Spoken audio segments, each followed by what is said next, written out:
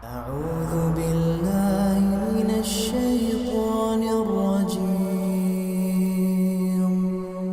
بسم الله الرحمن الرحيم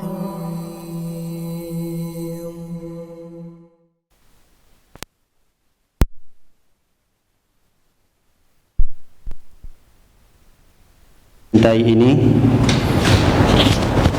dalam rangka menunaikan kewajiban kita sebagai hamba Allah Subhanahu wa taala, yaitu salat subuh berjamaah, dan sejenak kita duduk seraya mengingat Allah Subhanahu wa taala dengan beradanya kita di majelis zikir yang saat ini kita berada di dalamnya. Semoga Allah Subhanahu wa taala memberikan keikhlasan kepada kita dalam menuntut ilmu ini, dan dapat pula kita pahami serta bisa kita amalkan dalam kehidupan kita sehari-hari. Salawat dan salam tak lupa pula kita hadiahkan untuk Nabi kita yang tercinta, Nabi Muhammad sallallahu alaihi wasallam. Semoga dengannya kita termasuk dalam golongan umat beliau yang mendapatkan syafaatnya kelak pada hari kiamat. Allahumma amin. Para hadirin yang dimuliakan oleh Allah Subhanahu wa taala, kita melanjutkan kajian kita pada pembahasan kitab Sirah Nabawiyah, perjalanan dakwanya Nabi sallallahu alaihi wasallam, di mana pada pertemuan yang lalu kita telah menjelaskan fase dakwah Rasulullah sallallahu alaihi wasallam secara sembunyi-sembunyi. Lalu kemudian 3 tahun pertama ketika Rasulullah diangkat menjadi rasul, lalu berpindahlah kepada fase dakwah secara terang-terangan, dan mulai fase ini terlihatlah orang-orang kafir Quraisy kalang kabut untuk menghadapi dakwah Rasul sallallahu alaihi wasallam. Adapun di 3 tahun pertama mereka biasa-biasa saja. Bahkan mereka menganggap dakwah Rasulullah SAW ini dengan berjalannya waktu akan hilang. Jadi dakwah Rasulullah SAW ini di awal disepelekan oleh mereka orang-orang kafir Quraisy. Bahkan mereka mengira bahwa ini akan selesai, tidak ada pengikutnya. Lalu kemudian terlihat tahun keempat, kemudian 1 bertambah 2, 3, 10, 20, dan sudah tidak terbendung lagi. Mulailah Rasulullah SAW berdakwah secara terang-terangan. Akhirnya orang-orang kafir Quraisy mulailah membuat strategi bagaimana menghalangi dakwah Nabi kita Muhammad SAW. Apalagi sebentar lagi akan datang musim haji. Kalau sudah datang musim haji, berarti yang ada di sana bukan hanya orang-orang kafir Quraisy, tapi seluruh manusia dari belahan bumi datang untuk mengerjakan ibadah haji. Sebentar lagi akan datang bulan haji ini. Lalu mereka berkumpul untuk membuat satu strategi agar menghalangi dakwah Rasulullah SAW. Lalu berkumpullah pembesar-pembesar Quraisy. Kemudian mereka menunjuk satu orang yang mereka melihat bahwa orang ini adalah orang yang cerdas, orang yang pintar di dalam membuat satu strategi.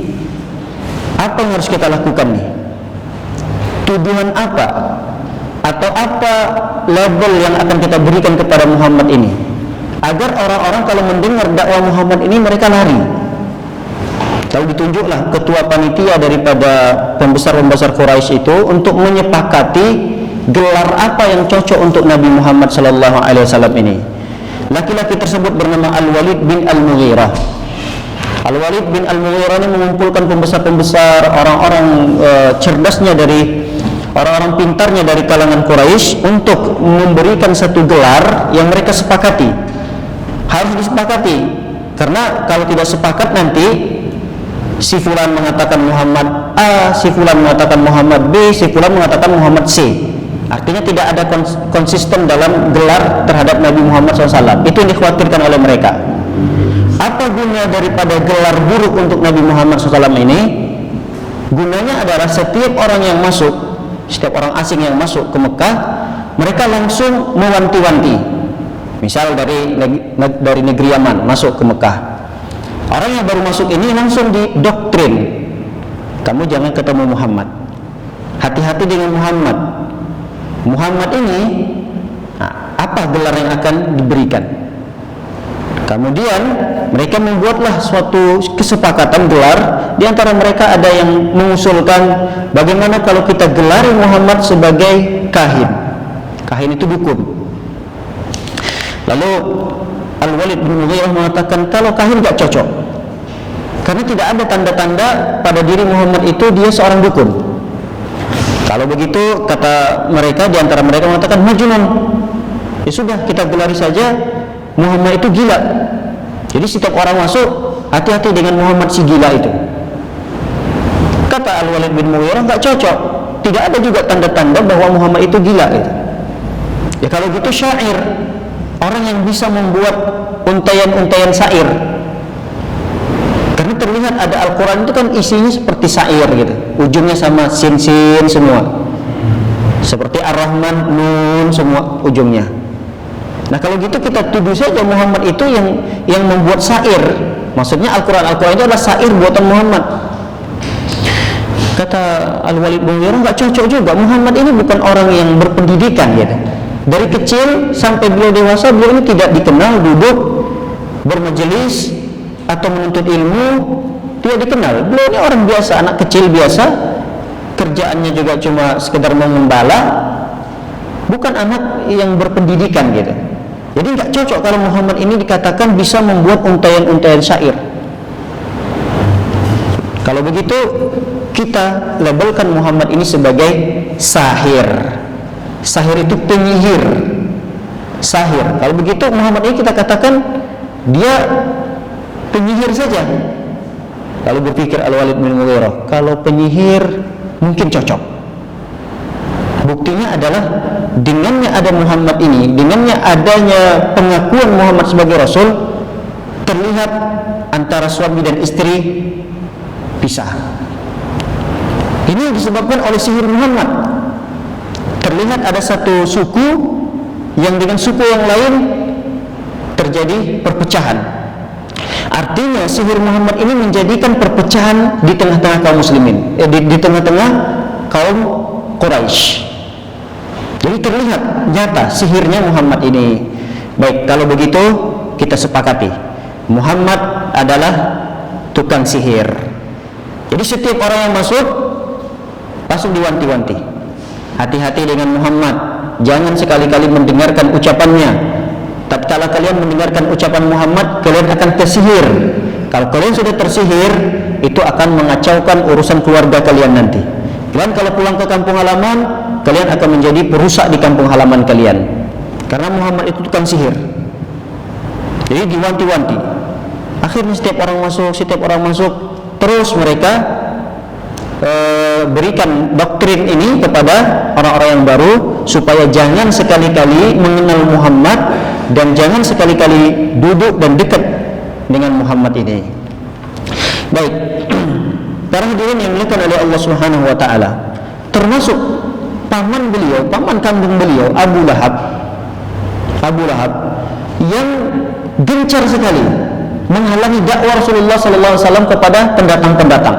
Jadi setiap orang ada yang datang diikuti sama beliau, diikuti dari belakang, seraya berkata, la tuti'uhu fa innahu sabi' kadzdzab. Jangan kamu mengikuti Muhammad itu, karena Muhammad itu sabi'. Kalau sabi' dalam bahasa kita adalah murtadnya lah. Kalau Islam keluar dari agama Islam, murtad.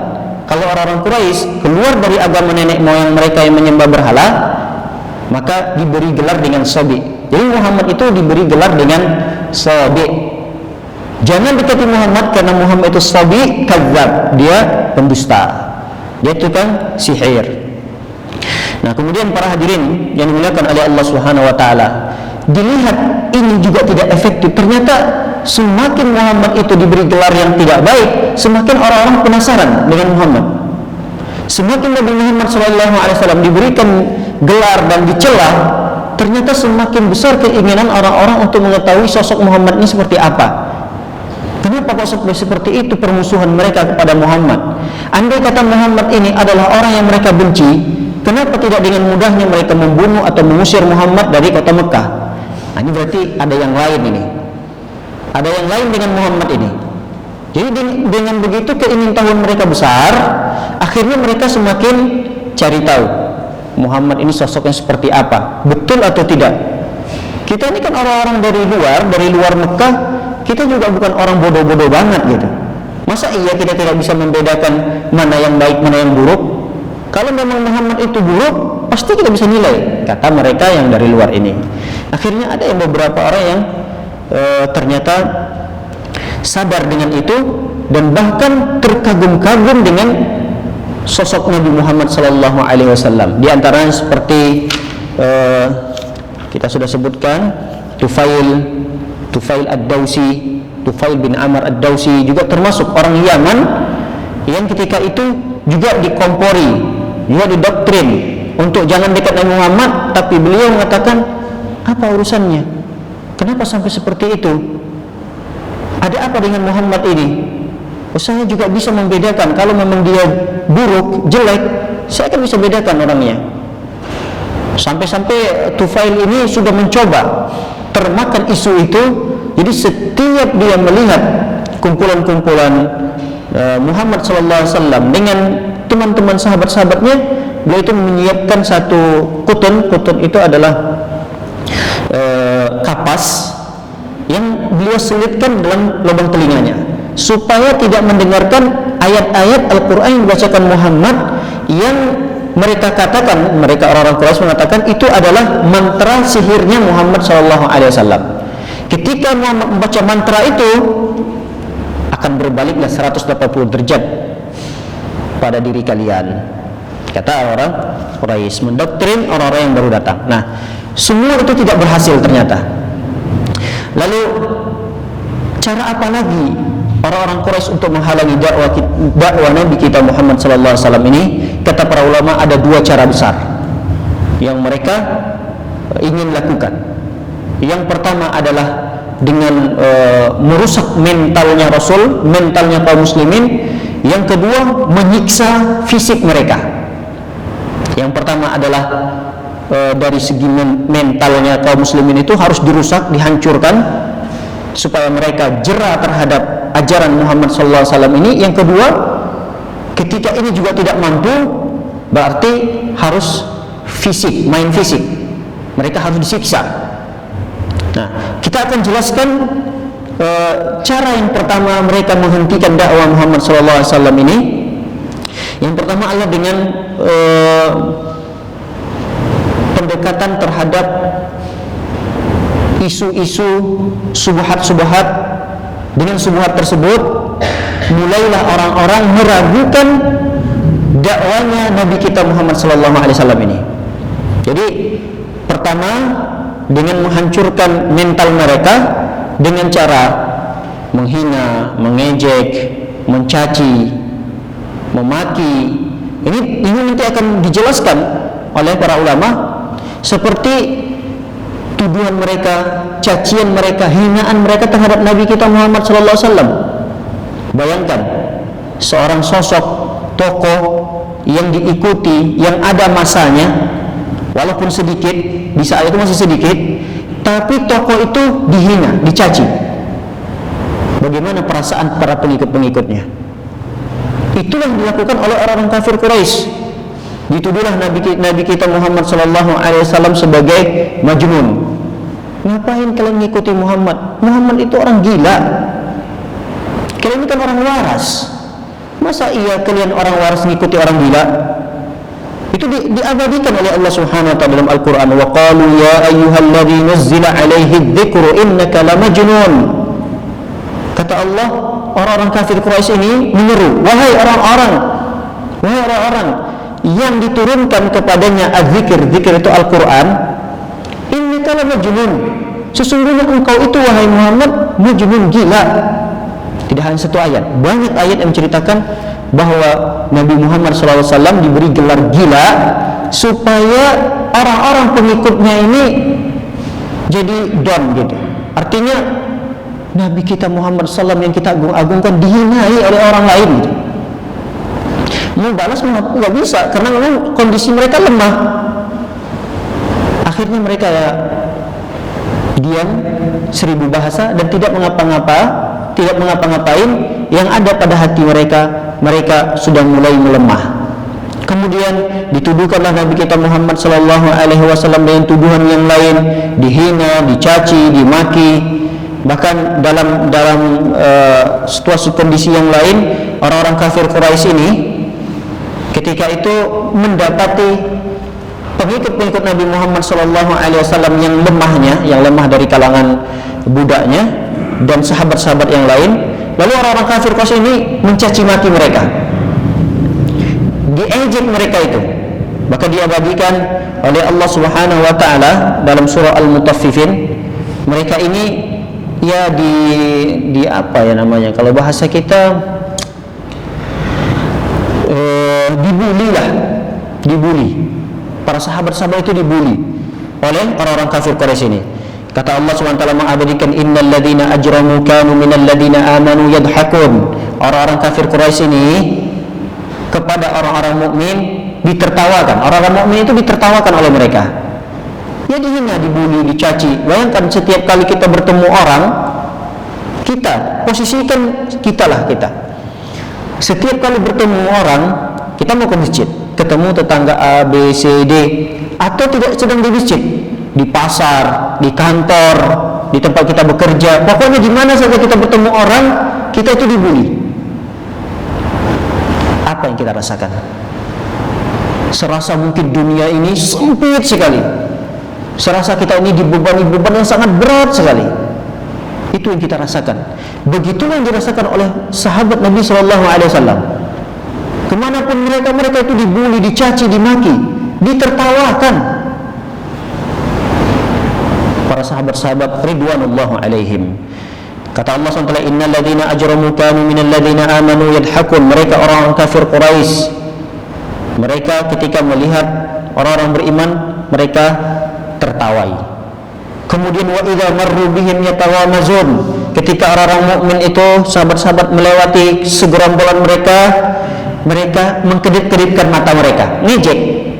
Mereka kedip-kedipkan mata mereka. Wa idzan qalabu ila ahlihim inqalabu fakihin. Ketika mereka orang-orang Quraisy ini pulang ke rumah mereka, bertemu keluarga-keluarga mereka senang, bahagia karena sudah membuli para sahabat tersebut. Kayaknya ada suatu kebahagiaan tersendiri pada diri orang-orang Quraisy ketika membuli para sahabat itu. Wa idza ra'awhum qalu inna haula'i ladallun. Orang-orang kafir Quraisy ini apabila melihat sosok para sahabat ini, mereka mengatakan itu orang-orang sesat itu. Sahabat-sahabat Nabi itu, sahabat-sahabat Muhammad itu, mereka orang-orang sesat. Kata Allah, wa ma ursilu alaihim hafizin. Padahal mereka orang-orang kafir Quraisy itu tidaklah diutus untuk mengintai, menjaga, mengawasi mereka. Apa sih urusan mereka harus mengintai, menjaga, mengawasi para sahabat itu? Itu bukan tugas orang-orang kafir Quraisy. Kata Allah Subhanahu wa taala. Masih banyak lagi contoh-contoh yang lain yang dituduhkan, dihina, yang dibully, banyak sekali untuk melemahkan mentalnya kaum muslimin ketika itu, supaya sedikit demi sedikit mereka menjauhi dakwah Nabi Muhammad SAW. Baik, ini yang pertama, pembulian di mana-mana terjadi pada pengikut Nabi Muhammad SAW. Ternyata cara ini juga tidak efektif. Semakin dibully, semakin tegar mereka, semakin kuat keimanan mereka terhadap Nabi Muhammad SAW. Lalu akhirnya lakukanlah cara yang kedua untuk menjauhi dakwah Nabi Muhammad SAW, menebarkan subhat-subhat, kerancuan-kerancuan, agar pengikut Nabi Muhammad ini mulai dirusak pemikirannya dengan menebarkan subhat-subhat ini. Di antara yang pertama sekali mereka isukan subhat itu adalah Al-Quran ini adalah mimpi-mimpi kosongnya Muhammad. Al-Quran ini tidak lain adalah cerita dongeng yang dipelajari oleh Muhammad dari orang-orang terdahulu. Itu banyak kita dapatkan dalam Al-Quran. Lihat, kata Allah Subhanahu Wa Taala, mereka menuduhkan Al-Quran ini dengan adghasu ahlam, mimpi kosong. Cuma mimpi doang, itu isi Al-Quran itu tidak ada apa-apa, itu tidak benar. Cuma mimpi Muhammad lalu dituliskan. Jadi buah dari mimpi itu ditulis oleh Muhammad. Ngapain kita harus percaya dengan kitab Muhammad itu? Tidak hanya itu tuduhan terhadap Al-Quran. Al-Quran itu dituduh sebagai asatirul awwalin. Kata Allah mengabadikan dalam Al-Quran, wa qalu asatirul awwalin iktatabaha fahiya tumla alaihi bukratan wa asila. Mereka orang-orang kafir menuduh Al-Quran itu dengan asatirul awwalin, cerita dongeng. Kita lihat ada cerita Nabi Yusuf, Nabi Musa, Ashabul Kahfi, cerita Bani Israel, semua kisah-kisah yang dalam Al-Quran itu cuma dongeng, kata mereka. Kenapa kalian harus percaya? Tidak ada bukti sama sekali cerita yang ada dalam Al-Quran itu. Cuma dongeng yang dibuat oleh Muhammad, yang ditulis oleh Muhammad, yang diimla, yang didektehkan oleh orang-orang terdahulu, kemudian ditulis lagi oleh Muhammad. Itulah yang kalian fanatikkan, yang kalian baca, yang kalian amalkan, yang kalian bawa dalam salat kalian. Mana akal pikiran kalian? Seperti itulah kira-kira tuduhan-tuduhan, subhat-subhat yang mereka lontarkan. Lalu mereka mengatakan tidak lain dan tidak bukan, kalau memang itu bukan didapati oleh Muhammad dari orang-orang terdahulu, karena tidak dapati riwayat Nabi Muhammad ini duduk belajar, berarti itu bisa jadi dari jin atau syaitan, kata mereka. Jadi mereka ini bingung juga. Satu sisi menuduhkan Muhammad itu membuat kitab tersebut, mengarang kitab itu, tapi di satu sisi yang lain mereka seakan-akan terbantahkan, karena tidak diketahui Nabi Muhammad SAW ini duduk bermajelis belajar gitu dengan siapapun, berguru dengan si fulan tidak diketahui tentang itu. Bahkan dikenal Nabi Muhammad ini tidak bisa baca, tidak bisa tulis. Bagaimana mungkin seorang yang tidak bisa baca, tidak bisa tulis, kemudian ada hasil karyanya? Kan tidak mungkin. Jadi tuduhan mereka ini sebenarnya terbantahkan oleh diri mereka sendiri gitu. Akhirnya mereka buat lagi. Oh, kalau begitu yang menuliskannya, yang mengajarkan Muhammad itu secara gaib, jin dan syaitan. Jadi itu adalah ucapan jin, ucapan syaitan yang ditulis oleh Muhammad sallallahu alaihi wasallam. Nah, ini adalah tuduhan-tuduhan mereka. Tapi ini sudah terjawab, terbantahkan sendiri oleh kenyataan yang ada. Kemudian mereka menuduh Nabi kita Muhammad sallallahu alaihi wasallam dengan tuduhan bahwa Muhammad itu kesambat, atau bisa dikatakan gila, enggak waras Muhammad itu. Nah, itu dituduhkan kepada Nabi kita Muhammad sallallahu alaihi wasallam, dan isu itu, syubhat itu ditebarkan di tengah-tengah masyarakat Quraisy, baik itu di tengah-tengah kaum muslimin maupun di tengah orang-orang kafir Quraisy. Dituduhlah Nabi kita Muhammad sallallahu alaihi wasallam dengan tuduhan orang-orang gila. Tapi kalaulah orang Nabi Muhammad SAW itu orang gila, kenapa di usia yang beliau sudah dewasa, anggaplah usia belasan tahun sampai umur 40 tahun, sebelum umur 40 tahun ini kan sebelum diutus Nabi kita Muhammad Rasulullah sallallahu alaihi wasallam. Kenapa kalau memang sudah diketahui Muhammad itu gila, kenapa mereka mempercayai benda-benda, barang-barang berharga mereka titipkan ke Muhammad? Ini kan nggak masuk akal, tuduhan mereka ini nggak masuk akal. Kalau Nabi Muhammad SAW itu kurang akalnya, tidak waras, kok bisa mereka menitipkan bukan benda-benda biasa? Jadi ada benda berharga mereka, kalau mereka ingin safar keluar, benda itu dititipkan ke Muhammad, Nabi kita sallallahu alaihi wasallam. Ini kan terbantahkan juga apa yang mereka tuduhkan terhadap sosok Nabi kita tercinta Muhammad sallallahu alaihi wasallam. Lalu kemudian mereka tebarkan lagi isu yang lain, bahwa Nabi Muhammad sallallahu alaihi wasallam kalau memang dia seorang rasul, kok dia manusia biasa ya? Masa dia seorang rasul, utusan Allah nih. Ini utusan Allah. Kok makan, minum, berjalan, malah miskin lagi. Miskin. Nabi Muhammad SAW kaya itu karena nikah dengan Khadijah. Dan ketika beberapa tahun dakwah Nabi Muhammad SAW ini berjalan, ternyata Khadijah ini habis hartanya. Bukan karena bangkrut.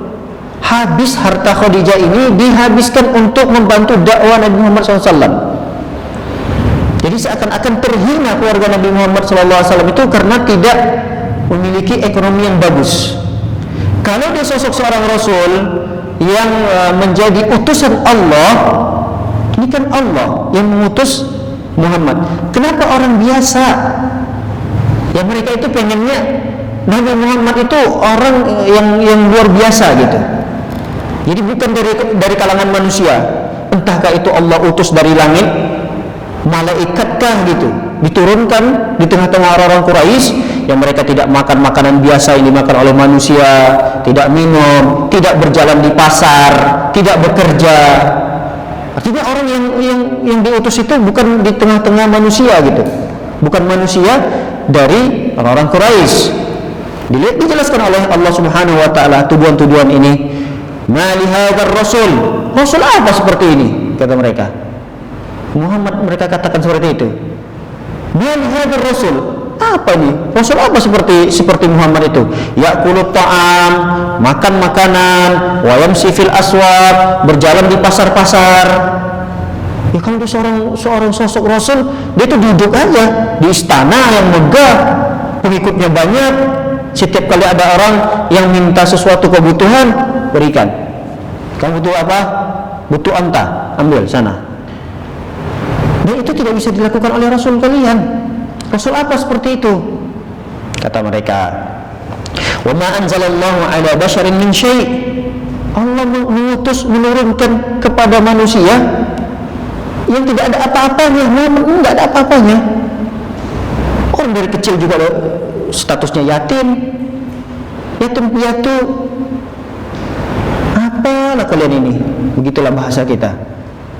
Untuk melemahkan mentalnya kaum muslimin ketika itu.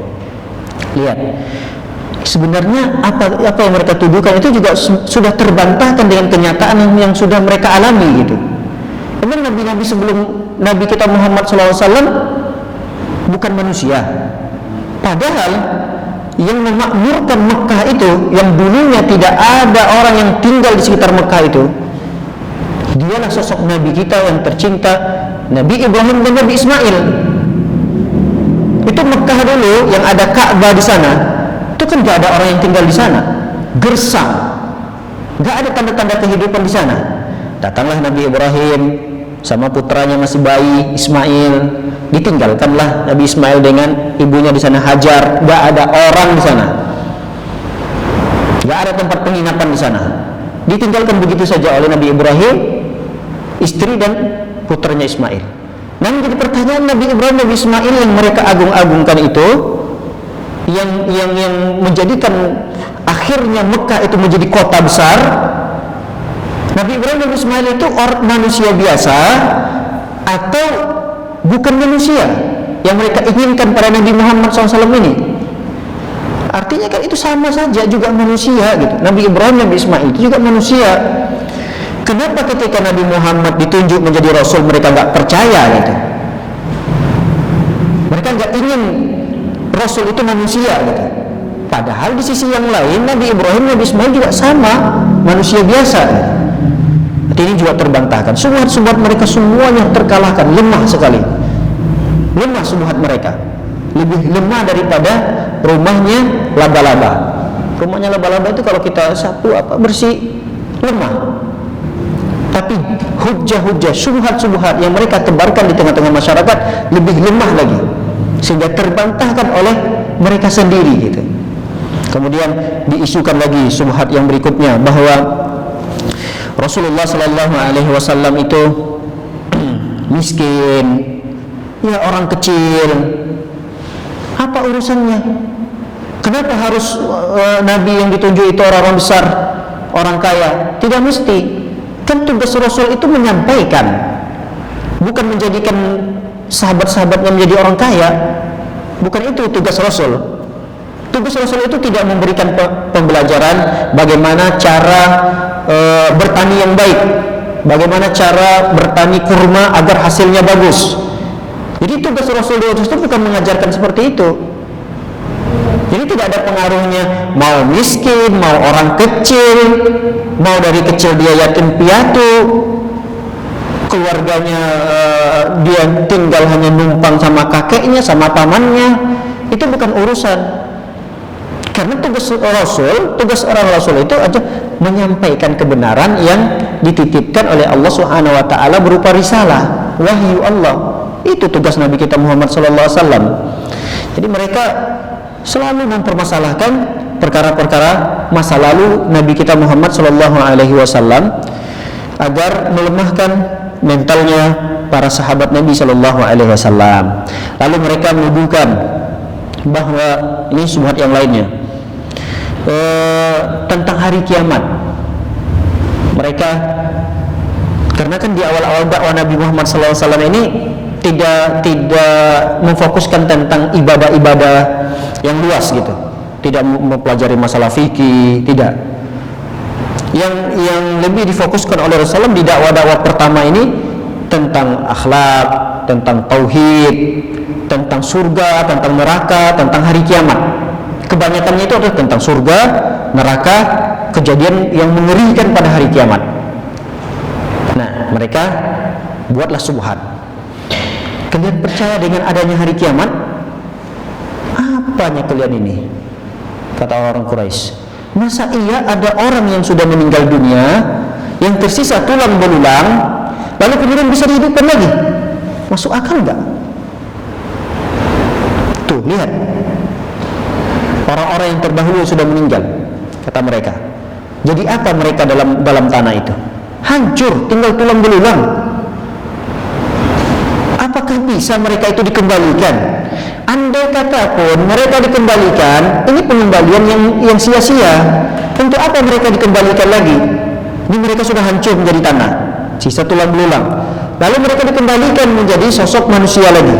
Untuk apa? Cuma pengembalian yang sia-sia.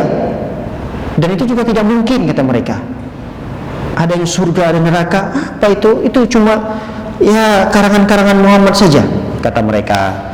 Itu diabadikan oleh Allah Subhanahu wa taala dalam Al-Qur'an.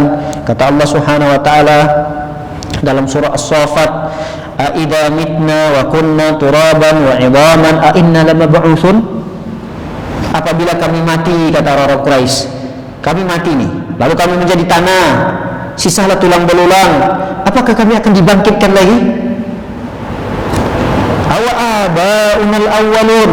Tuh nenek moyang kita terdahulu yang juga mungkin ada jutaan tahun yang sudah meninggal, nenek moyang yang pertama sekali zaman Nabi Adam sampai pada hari kiamat mereka sudah mati, apakah mereka akan dibangkitkan? Zalika raj'un ba'id, kata mereka. Ini cuma pengembalian yang jauh, yang mustahil, yang sia-sia, kata mereka. Dan banyak sekali ayat yang senada dengan ini. Lalu dibantah subhat ini. Kalaulah tidak ada hari akhirat, pembalasan, andai kata manusia itu tidaklah dibangkitkan kembali, berarti sama saja kita menyamakan di dunia ini orang yang soleh sama orang yang tidak soleh. Kalau tidak meyakini adanya hari kiamat, berarti kita menyamakan antara orang yang zalim dengan orang yang dizalimi di dunia ini. Enak sekali orang-orang yang zalim di dunia ini, rugi orang-orang yang dizalimi. Enak sekali orang-orang yang berlaku maksiat, hidup seenak hatinya, dibandingkan dengan orang yang taat, yang soleh, yang apa-apa tidak boleh, ini tidak boleh, ini tidak boleh. Enak sekali hidup mereka, tersiksa sekali hidup orang-orang soleh. Tidak bisa melakukan semuanya, dikekang, harus ada aturan. Nah, itu semua pasti ada balasannya gitu. Jadi orang yang zalim nanti pada hari kiamat kezalimannya akan dibalas. Orang yang dizalimi dia akan mendapatkan kembali hak-haknya. Itulah fungsinya adanya hari kiamat tersebut, sehingga tidak menyamaratakan manusia yang ada di muka bumi ini, sehingga mereka harus bertanggung jawab terhadap apa yang mereka lakukan di muka bumi ini. Jadi kalau dikatakan hari kiamat itu suatu hal yang mustahil, yang tidak ada manfaat, yang tidak ada gunanya, ini bohong. Seakan-akan mereka menyamakan antara orang soleh dengan orang yang tidak soleh itu sama nanti, tidak ada perbedaannya. Padahal dalam Islam semua apa yang dilakukan oleh manusia di muka bumi ini akan dipertanggungjawabkan. Mereka yang melakukan kesolehan, beramal soleh, mereka akan dapat balasan dari Allah SWT. Sebaliknya juga yang mereka bermaksiat, mereka akan mendapatkan balasan sesuai dari maksiat yang mereka lakukan. Kata Allah SWT, afanaj'alul muslimina kal mujrimin. Kalau kalian tidak meyakini adanya hari kiamat itu, berarti sama saja kalian menjadikan kaum muslimin dengan selain kaum muslimin sama. Kalau tidak ada hari kiamat, berarti kaum muslimin sama orang kafir selain muslim, berarti itu sama nanti, tidak ada balasan kalau tidak ada hari kiamat. Malakum kaifa tahkumun, kata Allah. Apa yang kalian orang-orang Quraisy berhukum? Apa yang kalian, ide apa, subhat apa yang kalian lontarkan ini? Karena ini tidak benar gitu. Itu diabadikan oleh Allah Subhanahu wa taala dalam Al-Qur'an, dan banyak ayat-ayat senada seperti ini. Seperti Allah SWT berfirman, "Am naj'alul ladzina amanu wa 'amilus shalihat kal mufsidina fil ard." Apakah kalian wahai orang-orang Quraisy ingin menjadikan orang-orang yang beriman, beramal saleh seperti orang yang merusak di muka bumi? Kalian samakan itu? Kerjaan mereka merusak di muka bumi, kalian samakan dengan orang yang beriman? Secara tidak langsung kalian menyamakannya, karena tidak ada hari kiamat gitu. Nah, itu terbantahkan. Banyak sekali subhat-subhat mereka, tapi semuanya lemah, kemudian terbantahkan oleh akal sehat sendiri. Kita tidak menceritakan bantahan-bantahannya dari Al-Quran, dari hadis, karena mereka juga subhat-subhat mereka dari logika akal mereka. Itu pun terjawabkan dengan logika-logika yang kita sudah sebutkan tadi. Ditambah lagi kita bacakan dalil-dalil dari Al-Quran. Baik, para hadirin yang dimuliakan oleh Allah Subhanahu wa taala, ternyata ini semua juga gagal.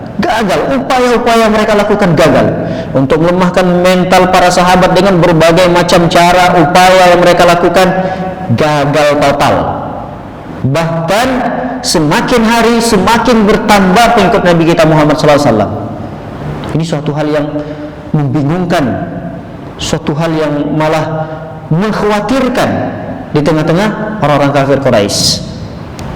Akhirnya mereka menggencarkan ide yang lain. Kalau begitu kita halangi nih orang-orang untuk mendengarkan firman Allah ini, menghalangi orang-orang untuk mendengarkan Al-Quran itu, dan kita tebarkan kepada seluruh masyarakat bahwa Al-Quran yang dibacakan oleh kaum muslimin itu cerita dongeng orang-orang terdahulu. Ternyata itu juga gagal gitu. Semakin mereka menghalangi manusia untuk mendengarkan Al-Quran, semakin gencar pula kaum muslimin untuk membaca Al-Quran dengan kencang. Dan itu pernah dilakukan oleh sahabat mulia, sahabat Nabi SAW, Ibnu Mas'ud kalau tidak salah, Ibnu Mas'ud radhiyallahu ta'ala anhu.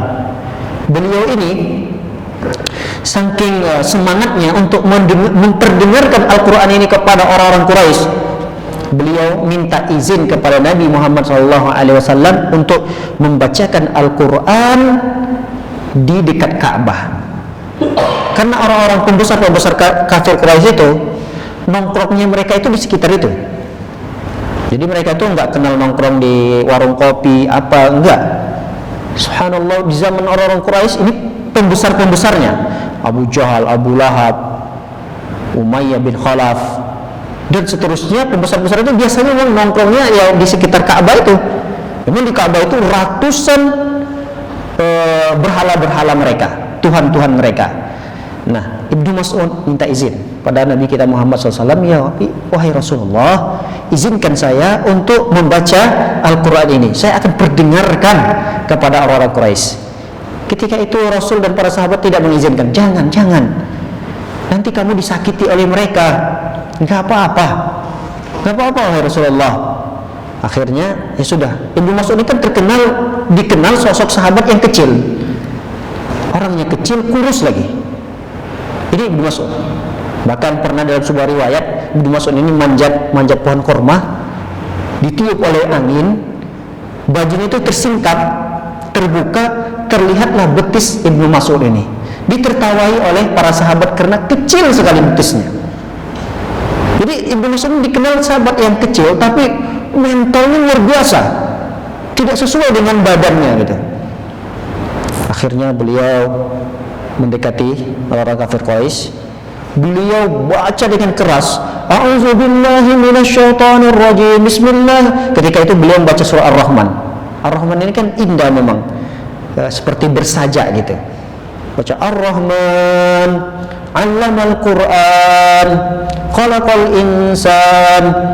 Orang-orang kafir Quraisy ketika itu, apa itu? Siapa itu? Apa yang dibacakan itu? Mereka berpikir, ini syair atau apa? Oh, tidak mungkin, ini bukan syair, ini Al-Quran ini. Dilihat ternyata yang baca adalah Ibnu Mas'ud. Dihajar Ibnu Mas'ud, dikeroyokin, babak belur. Pulang bertemu Rasulullah dalam kondisi sudah hampir mau pingsan. Apa kata para sahabat? Makanya kami sudah kasih tahu tadi Ibnu Mas'ud, jangan. Kata Ibnu Mas'ud, andai kata besok saya diizinkan lagi, saya akan bacakan. Sama sekali tidak ada jerah pada sosok para sahabat, di antaranya Ibnu Mas'ud ini. Padahal dari segi fisik Ibnu Mas'ud ini sudah babak belur, dikeroyokin, pulang dalam kondisi cedera. Namun kalau diizinkan lagi, besok mau dibacakan, diizinkan untuk membacakan, beliau akan bacakan lagi untuk memperdengarkan Al-Quran ini kepada orang-orang Quraisy. Jadi semakin dihalangi, semakin luar biasa kaum muslimin semangatnya untuk mendakwai atau menebarkan dakwah Nabi Muhammad SAW ini. Bahkan upaya-upaya orang-orang Quraisy selain ini adalah upaya kaum muslimin untuk memperdengarkan Al-Quran. Orang-orang Quraisy juga punya upaya untuk menghalangi diri mereka dari mendengarkan Al-Quran. Ada yang menyumbatkan telinganya dengan kapas, bahkan ada yang khusus menyewa biduan. Setiap kali ada Al-Quran yang dibacakan, diperintahkan biduannya itu yang disewa untuk bernyanyi. Lebih kencang lagi suaranya daripada suara yang dibacakan oleh kaum muslimin dari Al-Quran itu. Jadi di rumahnya itu kalau kita ya mungkin setel murattal atau para sahabat baca Al-Quran gitu lewat, ada yang dengarkan. Nah kalau yang orang-orang kafir Quraisy ini diantaranya seperti orang-orang Quraisy, diantaranya Nabar, dia sengaja ishtara qainatan ini biduan penyanyi yang memang diperintahkan untuk menyanyi, ya, tugasnya memang menyanyi. Jadi kalau ada Al-Quran yang mereka dengarkan, nyanyi aja. Kalau ada misalnya kajian seperti ini, sebelahnya bikin konser aja untuk mengganggu dakwah tersebut. Ya kalau bahasa kita sekarang seperti itulah, untuk menghalangi agar orang-orang tidak mendengarkan dakwah Nabi Muhammad, khususnya Al-Quran yang dibacakan dan seterusnya. Ternyata ini pun gagal segagal-gagalnya. Upaya apapun sudah dilakukan untuk merusak mental para sahabat Nabi kita Muhammad SAW, juga sudah diusahakan untuk menghancurkan semua itu. Semangat dakwah mereka semakin dibendung, semakin menjadi-jadi. Akhirnya mereka berpindah kepada cara yang berikutnya. Kalau begitu kita bermain fisik, kita orang-orang kuat, kita orang-orang terhormat. Sedangkan pengikut-pengikut Muhammad itu kebanyakannya adalah orang-orang rendahan, orang-orang kecil, hamba sahaya. Kalaupun ada orang-orang besarnya seperti Khadijah, seperti Abu Bakar, Utsman, ya mereka orang-orang besarnya tapi tidak banyak. Namun orang-orang besar seperti ini kita ancam saja.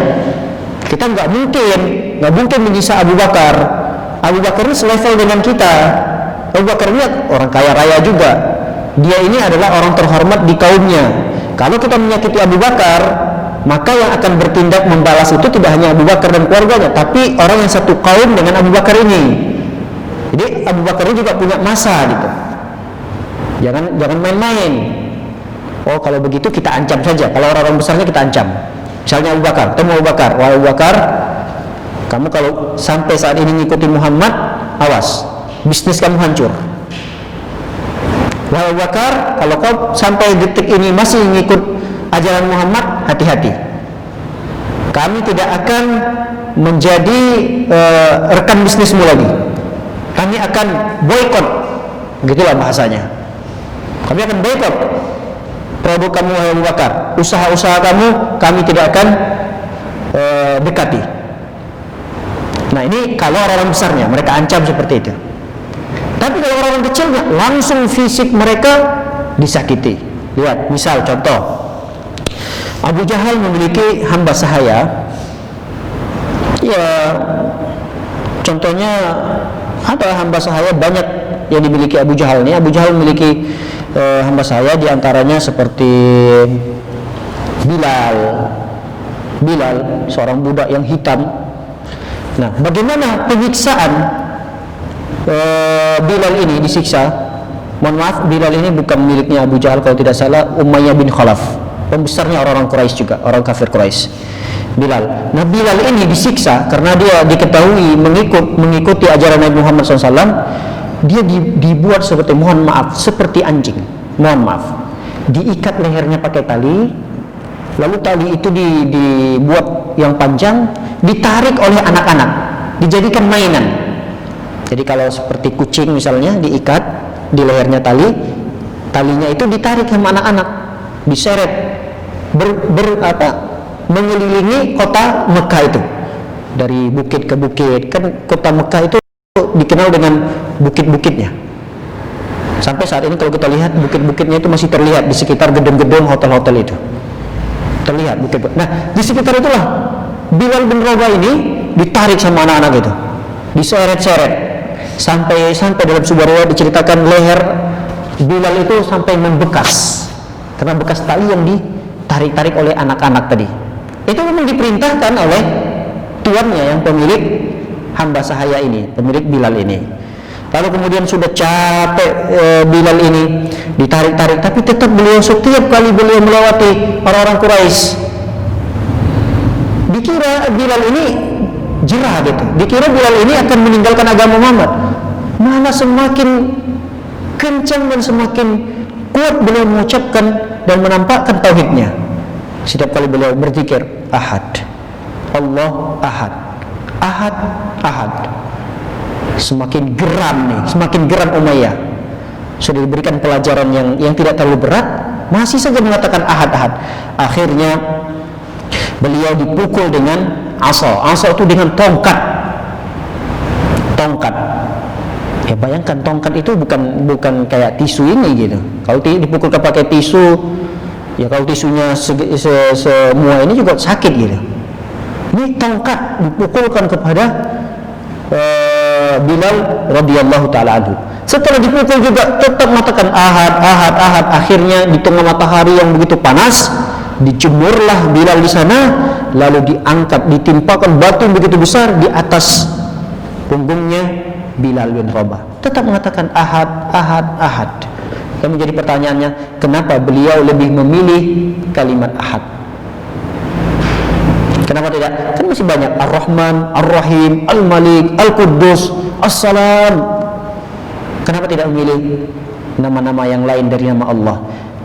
Beliau ingin membuat lebih kesal lagi orang-orang kafir Quraisy bahwa Allah ini betul-betul Ahad, Allah ini satu, Esa. Jadi secara tidak langsung Bilal ini mengatakan Tuhan, berhala-berhala ratusan yang Tuhan miliki itu bukan Tuhan. Ya, Allah satu-satunya ini Ahad, Ahad, Ahad. Jadi Bilal itu tidak mau banyak-banyak mengucapkan kalimat, karena itu akan membuat dia juga capek gitu. Kalau dia sedang disiksa dikatakan, apa yang kalian sembah itu? Tuhan-Tuhan itu bukan Tuhan, berhala-berhala, yang Tuhan hanya Allah Subhanahu wa taala. Dia tidak mau ngomong banyak-banyak, karena orang-orang Arab ini juga pintar gitu. Ya, kalau dikatakan Ahad itu sudah semakin besar kemarahan mereka. Melihat kejadian itu, akhirnya Nabi kita Muhammad SAW ngomonglah kepada Abu Bakar, wahai Abu Bakar, kasihan Bilal itu. Sampai saat ini, sampai detik ini beliau masih disiksa. Artinya Nabi Muhammad SAW, kalau engkau wahai Abu Bakar punya dana, belilah Bilal itu, bebaskan dia. Tapi Nabi Muhammad SAW juga tidak langsung ngomong seperti itu. Rasul hanya mengatakan kasihan si Bilal, disiksa sampai saat ini. Akhirnya Abu Bakar paham, maksudnya ya kalau memang bisa dibebaskan, dibeli, bebaskan. Datang Abu Bakar negosiasi dengan menukarkan budaknya. Kata Abu Bakar, wahai Umayyah, saya punya budak besar, kekar, ya ini tidak rugilah kalau membeli budak ini. Sedangkan si Bilal itu bisa apa dia? Bahkan dia malah dia menyelisih agama kamu. Kalau ini hamba saya ini, dia sama dengan agama kamu. Bolehkah kita tukaran, barter? Akhirnya Umayyah mengatakan, ya daripada saya kalah mental, artinya sudah berbagai macam usaha untuk menghentikan Bilal ini dari mengikuti Muhammad juga tidak bisa. Kalau dibunuh Bilal ini, sebenarnya kalau dibunuh gampang gitu, oleh Umayyah gampang, tapi nanti akan tersebar bahwa yang kalah dalam hal ini adalah Umayyah. Andai kata langsung emosi, udah penggal aja nih Bilal, mati, udah selesai. Tapi kan tadi kan perang mental gitu. Kalau misalnya Umayyah langsung emosi membunuh Bilal, berarti yang kalah saat ini akan tersebar ya Umayyah. Dia gengsi gitu. Ya sudah, kalau begitu tukar sajalah. Jadi tidak terlihat kekalahan dalam peperangan mental itu tidak terlihat gitu. Sudah dibeli oleh Abu Bakar. Ini salah satu contoh. Banyak contoh-contoh yang lain. Bahkan diantara yang dikenal lah dengan kekayaannya, dengan statusnya di masyarakat sangat bagus, seperti Utsman bin Affan. Utsman bin Affan radhiyallahu taala anhu, menantunya Rasul sallallahu alaihi wasallam, juga tidak luput dari penyiksaan orang-orang kafir Quraisy. Tapi memang yang menyiksanya itu bukan orang-orang kafir Quraisy biasa. Yang menyiksanya adalah pamannya sendiri. Jadi kan tidak mungkin dia dimusuhi karena pamannya sendiri kok. Bagaimana penyiksaan yang didapatkan oleh Utsman bin Affan? Utsman bin Affan mendapatkan penyiksaan dari pamannya. Beliau ditidurkan di atas karpet, lalu karpet itu digulung bersama dengan Utsman. Bisa digambarkan? Ini karpet yang gede, Utsman ditidurkan di atas karpet itu, lalu digulung, karpet itu digulung bersamaan ada Utsman di dalamnya. Digulung, setelah digulung, lalu ditaruhlah asap di dalamnya. Taruh asap, sehingga apa yang terjadi?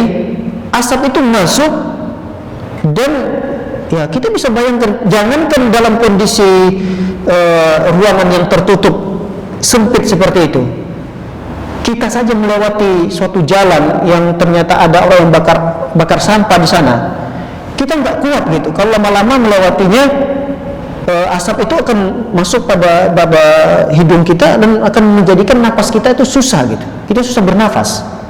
Itu yang terjadi pada Utsman bin Affan.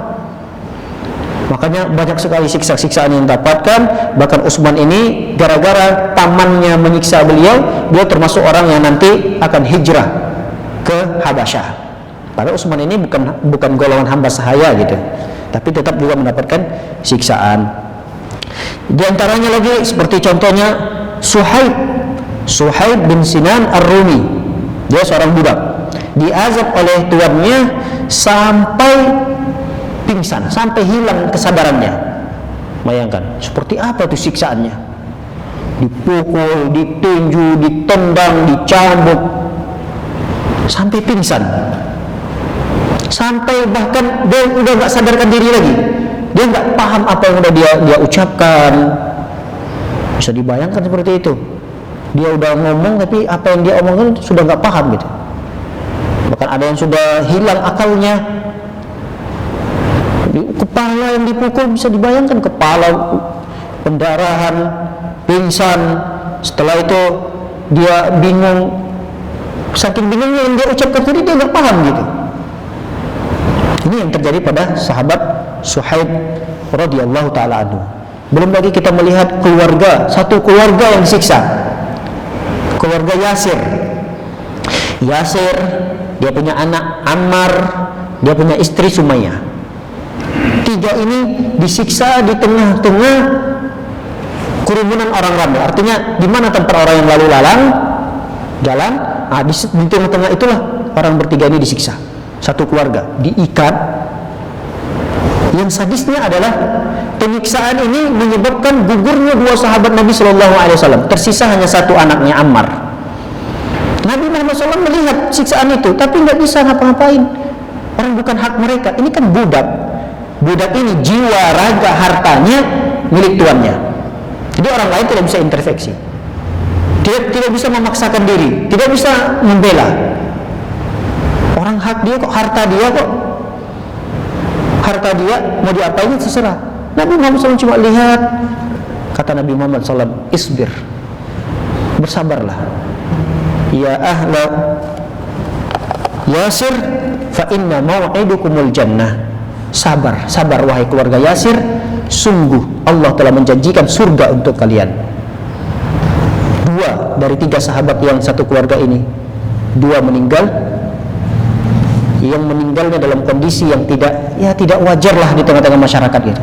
Bayangkan Sumayyah istrinya ditusuk dengan tombak, mohon maaf, kemaluannya ditusuk dengan tombak sampai keluar ke mulutnya.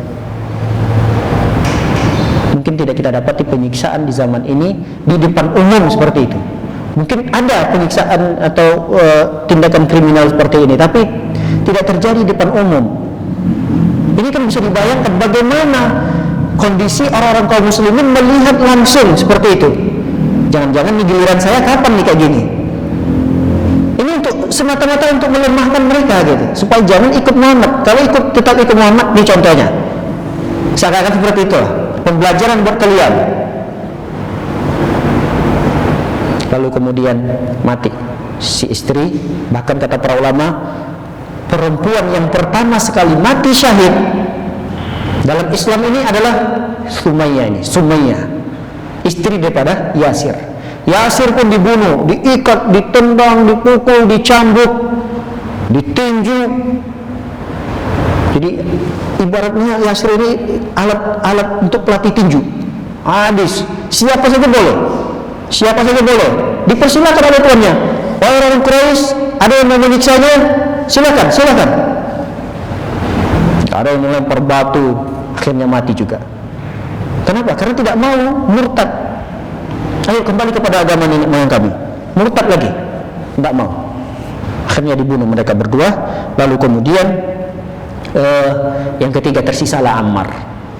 Ammar melihat kedua orang tuanya mati dalam kondisi yang tidak wajar seperti itu. Biasa manusiawi, dia juga merasa ketakutan. Takut sebesar-besarnya, masih pemuda, kecil. Akhirnya datanglah giliran Ammar. Kata orang kafir Quraisy, wahai Ammar, bagaimana? Apakah engkau tetap masih mengikuti agama Muhammad? Dia mengucapkan tidak. Saya tinggalkan Muhammad, saya kembali kepada agama nenek moyang kalian, kata Ammar. Lalu dengan begitu beliau dibebaskan. Setelah bebas beliau galau, gak enak ngapa-ngapain, makan gak enak, minum gak enak, duduk gak enak, tidur gak enak. Akhirnya beliau diam-diam datang lagi ke Rasulullah, mengadu kepada Rasulullah, ya Rasulullah, bagaimana kondisiku ya Rasulullah? Aku telah mengucapkan kalimat kafir. Kata Rasulullah SAW, apa yang kamu dapatkan dalam hatimu? Bagaimana keadaan hatimu? Ya Rasulullah, hatiku tetap masih tenang untuk beriman dan mempercayai agamamu. Lalu turunlah sebuah ayat yang menceritakan, tidak mengapa, kamu dalam kondisi darurat. Selama di dalam hatimu masih meyakini kebenaran Islam ini, kamu masih beriman, maka ini pengecualian. Artinya kembali tenanglah si Ammar ini ketika bertemu dengan Rasulullah Sallallahu Alaihi Wasallam. Ini hanya segelintir orang yang kita ceritakan.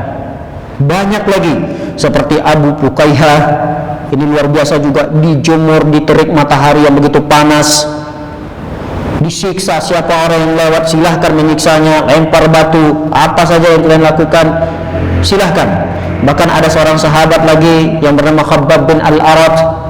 Beliau ini besi dipanaskan, bayangkan besi dipanaskan, sudah besi itu panas, ditempelkan, anggaplah sekarang ini ya setrika itu kan nggak terlalu panas, ini besi yang sudah memerah gitu, itu ditempelkan di punggungnya. Bisa dibayangkan itu kulit Ammar itu ngikut gitu di besinya itu, ditarik bisa gitu dari badannya. Bahkan ada bara-bara api yang kecil, ini siksaan yang luar biasa didapatkan oleh Khabbab bin Al-Arat. Bara-bara kecil itu disuruh tiduran di situ. Khabbab bin Al-Arat disuruh tiduran di situ sampai mati baranya. Mati baranya itu karena memang kalau daging itu kalau dibakar kan mengeluarkan cairan gitu. Jadi bara api itu mati karena di tubuh beliau Khabbab bin Al-Arat itu mengeluarkan cairan itu menyebabkan bara api itu mati gitu. Sampai berbekas. Sampai ketika beliau bertemu dengan sahabat-sahabat mulai Islam jaya, beliau bercerita lagi. Karena para sahabat melihat bekas-bekas siksaan-siksaan daripada orang-orang kafir Quraisy itu. Kemudian besi itu disuruh pakai gitu, jadikan sendal, waliyazubillah. Makanya jangan sekali-kali kita mengatakan enak ya di zaman Rasulullah ya, enak jadi sahabat Rasulullah ya, bisa bertemu dengan Rasulullah, bisa duduk dengan Rasulullah. Tapi lihat perjuangan mereka seperti apa bersama Rasulullah. Jangan cuma sekedar enak ya zaman Rasulullah, bisa duduk dengan Rasulullah, bisa bermajlis, bisa bertemu Rasulullah. Kalau iya kita di zaman Rasulullah bisa hidup, ikut bersama Rasulullah. Kalau kita di zaman Rasulullah berharap bertemu Rasulullah ternyata berpihak kepada orang kafir Quraisy, waliyazubillah. Makanya kita tetap harus mensyukuri dengan apa yang ada saat ini Allah berikan. Walaupun kita tidak bertemu dengan kekasih kita tercinta Nabi Muhammad sallallahu alaihi wasallam secara zahir tatap muka, tetap kita bersyukur kita hidup di zaman ini, namun kita masih bisa mengikuti ajaran Nabi Muhammad sallallahu alaihi wasallam. Oleh karena itu jangan terucapkan oleh kita enak ya di zaman Rasulullah bisa bertemu Rasulullah. Jangan, syukuri kita saat ini berada di tahun ini, kita bisa masih menikmati belajar, duduk, kita tidak disakiti oleh orang lain, kita tidak dimusuhi. Ya kalau ada permusuhan masih kecil, tidak ada apa-apanya, kita dibenci, keluarga kita membenci kita, dianggap kita ini aneh, ajarannya tidak sesuai dengan kebiasaan, ajarannya ini menyelisihi saudara-saudara yang lain, kita dianggap sesat, biasa. Itu tidak ada apa-apanya dibandingkan dengan perjuangan para sahabat yang dulu lebih daripada apa yang kita dapatkan. Bahkan penyiksaan daripada fisik mereka ini sudah di luar dari nalar. Artinya kalau ini terjadi pada diri kita nggak kuat gitu. Bisa jadi kita akan mati. Ada seorang sahabat lagi yang bernama Zinnairah. Ini seorang sahabat perempuan. Disiksa sampai matanya buta. Mungkin dipukul, ditinju apa sehingga cedera mukanya, ada saraf matanya yang mungkin menjadikan matanya tidak bisa melihat lagi. Lalu fa asbahat minal ghad wa qad raddallahu basaraha. Lalu tiba-tiba besok dikembalikan oleh Allah SWT penglihatannya, ternyata bisa melihat lagi. Faqalat Quraisy, maka orang Quraisy pun mengatakan, ini adalah sihir Muhammad ini. Bukannya kemarin si Zinnairah ini kita sudah siksa, dia tidak bisa melihat lagi. Ketika itu kok hari ini masih bisa melihat gitu. Dituduhkan lagi Muhammad ini penyihir. Dan masih banyak lagi para hadirin yang dimuliakan oleh Allah Subhanahu wa taala, siksaan-siksaan yang didapatkan oleh orang-orang kaum muslimin dari kalangan para sahabat terhadap orang-orang Quraisy yang luar biasa, yang siksaan mereka tidak berkemanusiawian. Di saat itu memang mungkin HAM belum ada, apa tidak ada, ya terserah apa yang mereka ingin lakukan kepada hamba-hamba mereka, silakan, orang milik mereka gitu. Jadi pelajaran yang sangat besar sekali yang kita dapatkan saat ini, sehingga mudah-mudahan ini bisa mengokohkan kekuatan iman kita, semakin bisa istiqomah di zaman kita saat ini. Alhamdulillah kita hanya sekedar menikmati perjuangan mereka yang berjuang, mereka lah pahlawan kita dalam Islam ini, mereka yang bersusah keras, berupaya semaksimal mungkin agar Islam ini dinikmati oleh orang-orang belakangan, termasuk kita. Ini adalah nikmat yang sangat besar yang harusnya wajib untuk kita syukuri. Dengan apa kita mensyukurinya? Dengan mempelajari kisah-kisah mereka, kemudian ilmu-ilmu yang mereka dapatkan dari Rasulullah diwariskan kepada sahabat, sahabat mewariskan kepada tabi'in, diwariskan tabi'in sampailah ke kita. Nah, itu ilmu-ilmu seperti itu pelajari, supaya ini adalah bentuk syukur kita. Kita berterima kasih kepada mereka, kita bersyukur kepada Allah Subhanahu wa taala. Kita menikmati Islam ini, kita bisa belajar dengan tenang, tidak ada yang memerangi kita, tidak ada suara peluru, tidak ada senjata bom yang kita dengar. Syukuri itu tersebut sebelum kita menyesal, karena kita masih bisa menikmati rasa aman seperti ini. Jangan sampai sudah nanti ada rasa takut yang menghantui kita, barulah kita sibuk mau bermajelis ilmu. Sama sampai saat ini. Dulu waktu tidak ada pandemi, ada sebagian kaum muslimin bermalas-malasan datang di majelis ilmu. Sekarang sudah pandemi, waduh rindu ya majelis ilmu, pengen duduk majelis ilmu. Dulu ya malas-malasan. Begitulah kira-kira para hadirin yang dimuliakan oleh Allah Subhanahu wa taala. Demikian yang kajian kita yang singkat ini, semoga menambah wawasan kita, dan mudah-mudahan tidak hanya sebagai wawasan, tapi ada ilmu yang kita bisa petik dari kisah-kisah tersebut, khususnya kisah Nabi kita Muhammad sallallahu alaihi wasallam. Demikian, semoga bermanfaat. Mohon maaf atas segala kekurangan. Wabillahi taufiq wal hidayah. Sallallahu ala nabiyina Muhammadin wa ala alihi washabbihi wasallam jamain. Akhiru da'wana alhamdulillahi rabbil alamin. Subhanakallahumma wa bihamdika asyhadu an la ilaha illa anta astaghfiruka wa atubu ilaik. Assalamualaikum warahmatullahi wabarakatuh.